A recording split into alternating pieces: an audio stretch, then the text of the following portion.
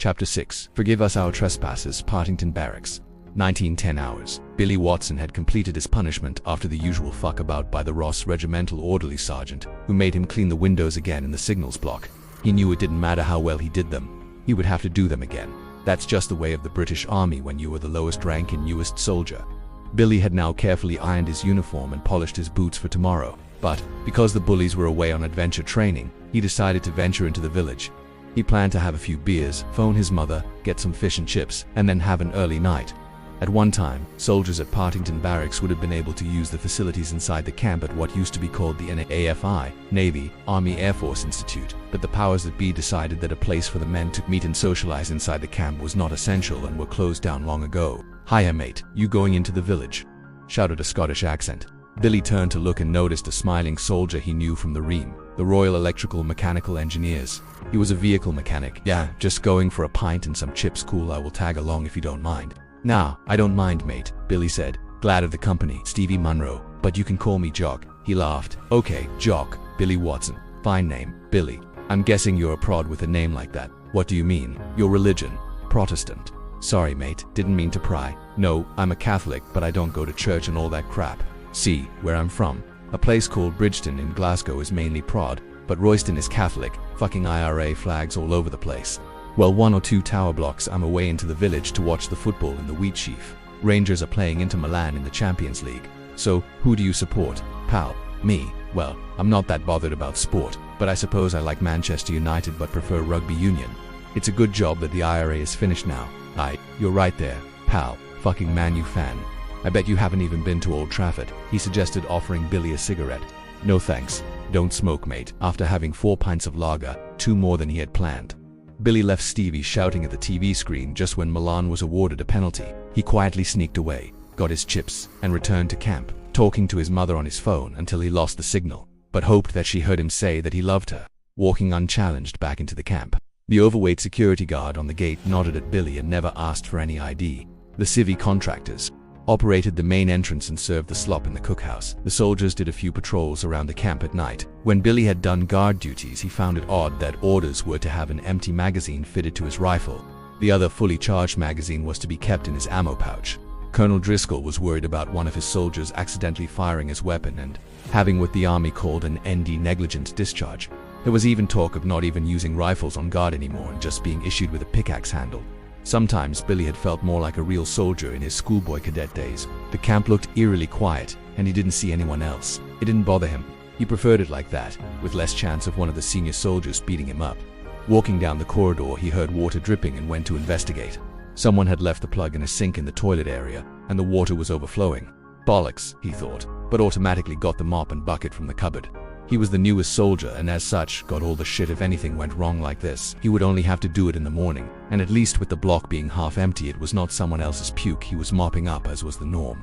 Turning the key in his room, he looked up and down the corridor, went inside, flicked on the light, immediately switched it off as it was too bright, and just put his bedside light on.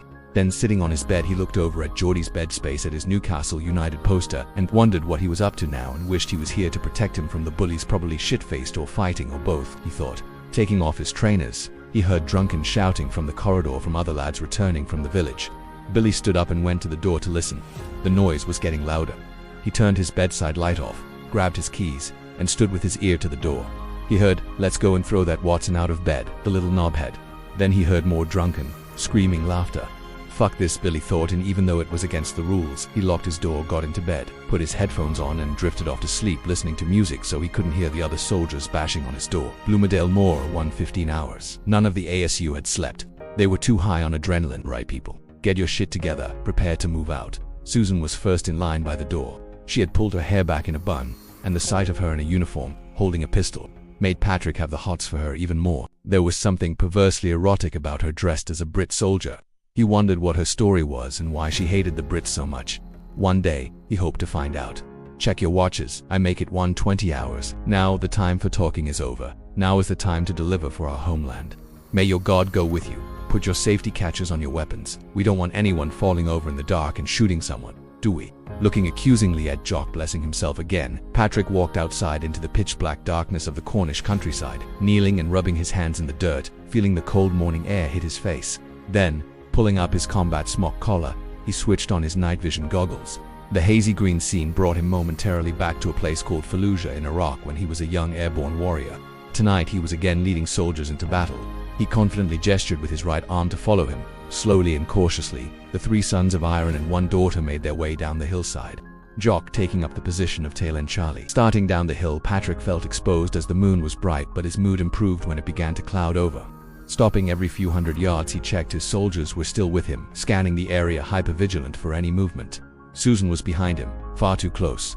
He was about to tell her to move back like he was talking to one of his buddies in the US Airborne, but he liked her there and even liked the scent of her perfume, which was not very tactical. Happy with how they operated, he think the So Godfathers would have sent a bunch of amateurs for a mission of such importance. Looking down at the Brit camp through his binoculars, he wondered why they would build a base that was overlooked by these hills. Arrogance, he mused. Nothing was moving down there. He could make out the lights at the main gate, and a civilian guard sat in his sentry box that looked like he was reading a paper. "It's your lucky night, buddy, or maybe not," meaning they would be making a different entrance, and he will probably live to talk about the scandal of being on duty that night.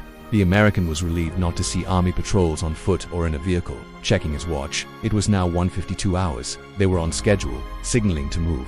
They continued towards their prey, slowly, stealthily, like tigers hunting a gazelle. Finally, keeping to the edges of the field inhabited by dairy cows, they neared the perimeter fence. These cows, lying down in the cool morning drizzle, seemed more security-aware than the Crown forces, thought Patrick, who signaled to stop and ready their weapons. Pistols were drawn, and they moved again stealthily along the hedge dike. All instinctively stopped and lay down in the wet grass in the prone position when they heard a vehicle in the distance. A white network rail van drove past, bathing the road in light from its main beam and disappearing into the village. Once out of sight, they continued. To be continued. Please like, subscribe, and share. Read A. A. McNally's book Sons of Eirrinn, Operation Celtic Jihad.